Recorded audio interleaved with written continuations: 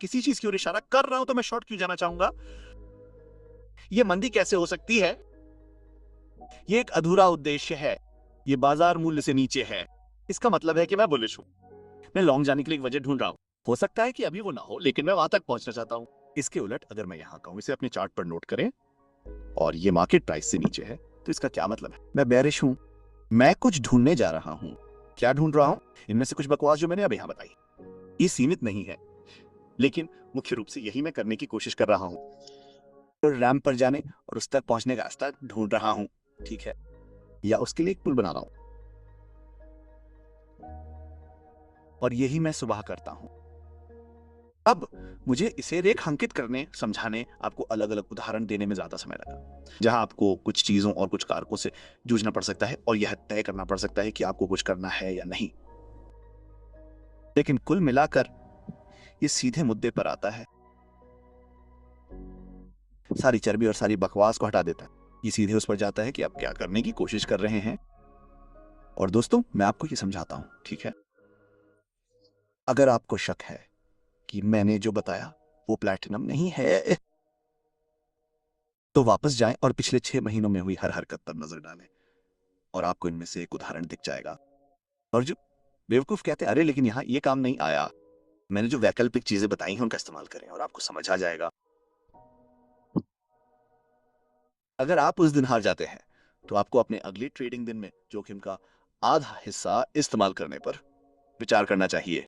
वो ट्रेडिंग दिन चाहे जो भी हो, अगर वो अगला ट्रेडिंग सेशन है, अगर वो अगला ट्रेडिंग दिन है, अगर शब्दों का इस्तेमाल करें, मान लीजिए आप एस&पी में 10 कॉन्ट्रैक्ट ट्रेड कर रहे थे और आप हार गए, ठीक है? अपने पहले ट्रेड में, फिर आप दूसरे ट्रेड में 5 कॉन्ट्रैक्ट पर आ गए।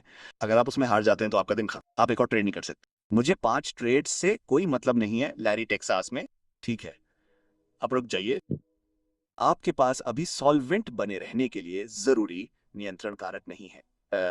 आप सीख रहे हैं, तो ऐसा मत करो। मुझे ये करना होगा क्योंकि ये आदमी 5 ट्रेड करता है, उसके पास ट्रम्प कॉइन है, वो क्वार्टर फ्लिप कर रहा है, भाड़ में जाए।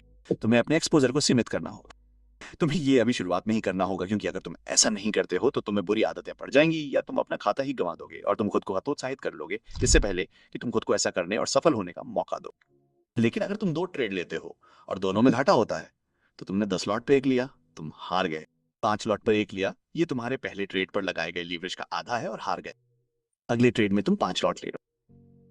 अगर तुम उसमें हार जाते हो तो तुम्हारा दिन खत्म।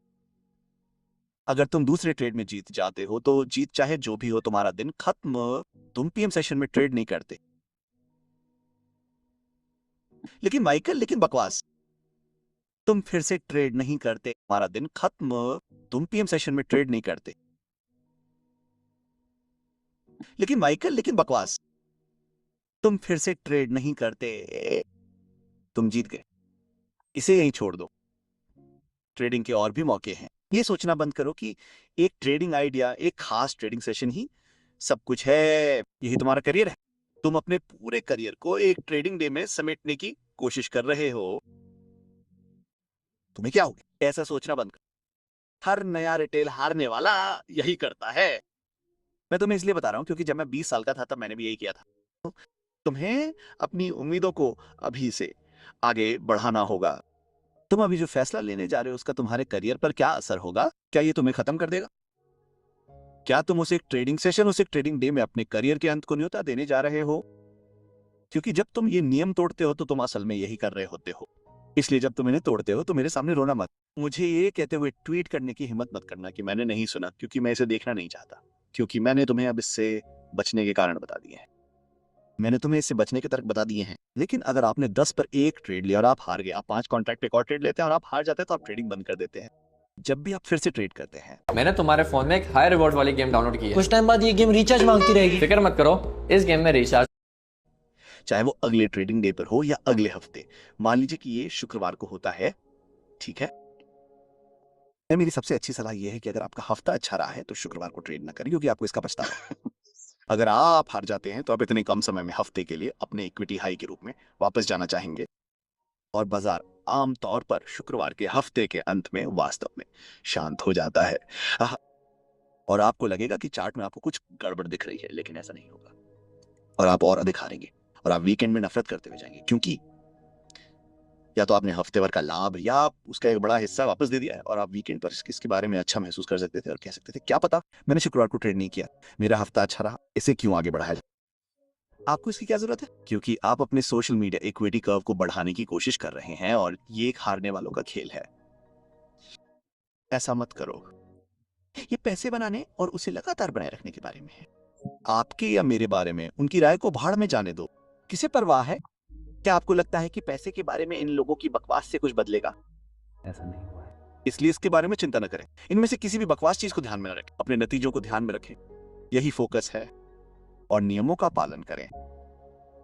लेकिन अगला कारोबारी दिन जो भी हो, चाहे वो अगला कारोबारी दिन हो या अगले हफ्ते सोमवार को, अगर वो शुक्रवार है तो आपने एक ही दिन में 2 घाटे वाले ट्रेड किए।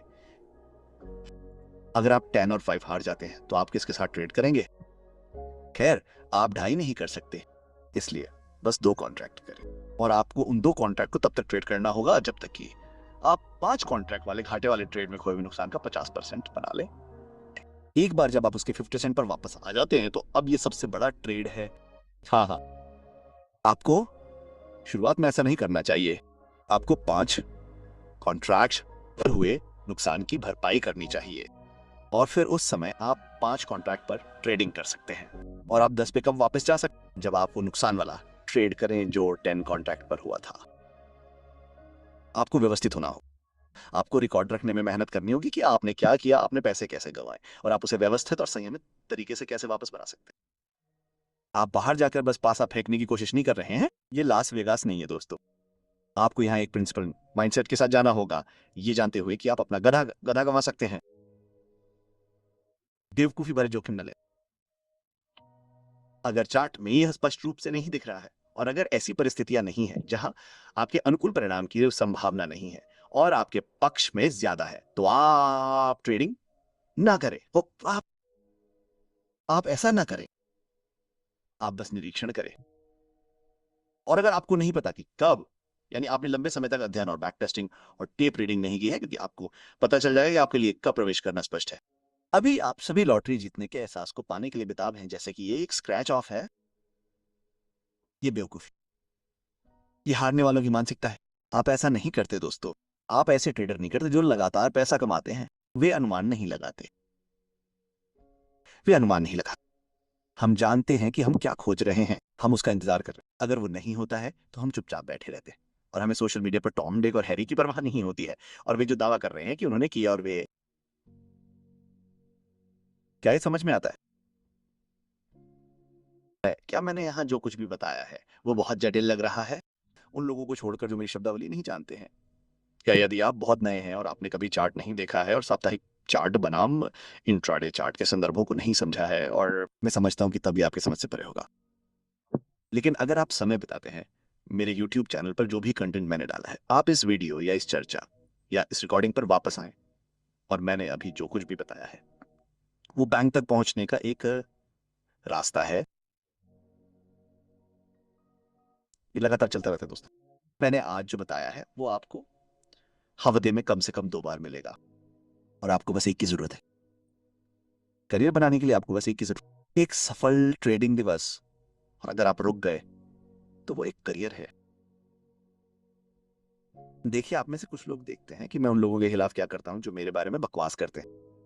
मैं हर दिन उदाहरण देता हूं, बुम बुम बुम बुम बुम, और आपको लगता है कि आईसीटी मुझसे यही चाहता है। नहीं, मैं आपसे ऐसा नहीं चाहता। मैं नहीं चाहता कि आप ऐसा करें। मैं चाहता हूं कि आप अपने लिए एक ऐसा अनोखा मॉडल खोजें जो आपके लिए सही हो, जो आपकी जोखिम उठाने की क्षमता के हिसाब से हो। आप ट्रेडिंग को लेकर कितने सहज हैं? आप कितनी बार ट्रेडिंग करते हैं और फिर वहीं रहे जहां आप लगे हैं वहां फले फूले? देखिए, ऐसी बहुत सी चीजें हैं जो मैं आपको कभी नहीं सिखाने जा रहा हूं, ठीक है? मैं ऐसा नहीं करने जा रहा हूं क्योंकि मैंने जो कुछ भी सिखाया है उसका दुरुपयोग हो चुका है। और ऐसी और भी चीजें हैं जो मैं तुम्हें कभी नहीं सिखाने वाला था क्योंकि मुझे तुम्हें सिखाने की अनुमति नहीं है। लेकिन तुम्हें उन चीजों को जरूरत नहीं है। लेकिन मैं 2023 में ये सब जरूर दिखाऊंगा। तुम्हें नहीं पता कि मैं क्या दिखाने जा रहा हूं, लेकिन तुम्हें उसके साथ तालमेल बिठाने की कोशिश करने की जरूरत नहीं है। सिर्फ इसलिए कि तुम मेरे स्टूडेंट हो तुम्हें ऐसा करने की जरूरत नहीं है। मेरी दिलचस्पी ऐसा करने का मेरा पूरा कारण ये है कि मैं चाहता हूं कि तुम सब कामयाब हो और अपनी तनख्वाह से आगे बढ़ो। मैं चाहता हूं कि तुम्हें यह एहसास हो कि तुम्हारे पास कुछ अतिरिक्त है, क्योंकि हर महीने मिलने वाली थोड़ी सी मदद बहुत मायने रखती है, बहुत मायने रखती है। At GoDaddy, we know your website is the center of your online